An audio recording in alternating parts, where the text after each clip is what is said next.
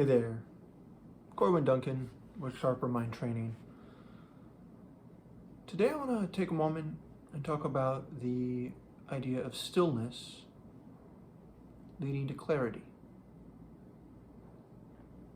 So often I find that when I feel like there's things I need to do, accomplish, get done, there's a driving urgency about take action, do something to get closer to that end goal.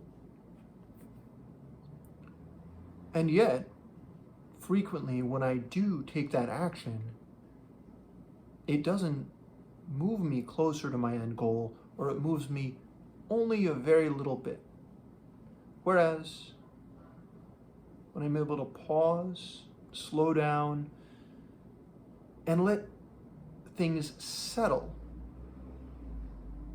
I'm much clearer on what is effective action for me to take.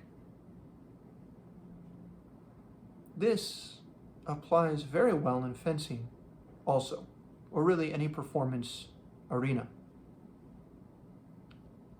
As we feel anxious, like we need to do something, like we need to respond or react to what's happening around us, that driving sense of urgency takes over, we're likely to make mistakes, rush, and not do our best. As difficult as it can be, it is vital at those moments to pause and allow what we're doing, allow our feelings, allow our actions, our thoughts to settle, to be still for a moment.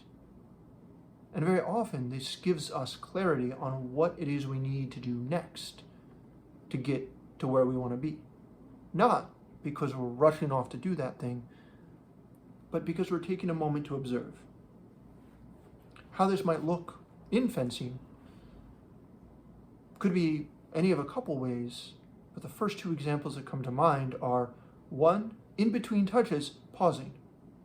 Rather than just going for the next touch, for the next action, for the next whatever, taking a moment to stop, say to the referee, I need to fix my blade, tie my shoe, just taking a moment.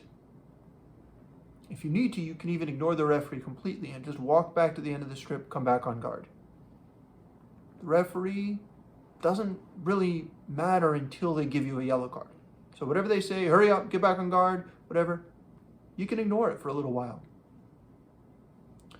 The second moment where this is important is actually during the touch. If you're an épée fencer like me, that might be quite a while, many seconds, up to a minute, of moving back and forth, looking for the right action for the right moment. And there are times it can feel very urgent. I need to go, I need to get the touch right now. This happens to me a lot. And it's essential for me at those moments to pause, slow down, and step back. Now, if my opponent is pushing me, that's a different story.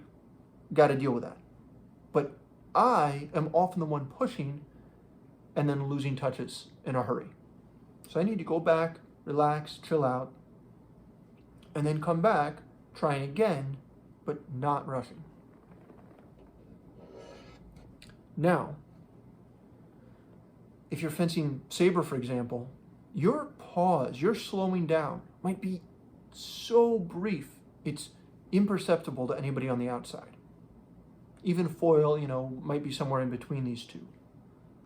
But still, just that tiniest bit of slowing down the preparation or slowing down the attack can be essential to responding to your opponent correctly.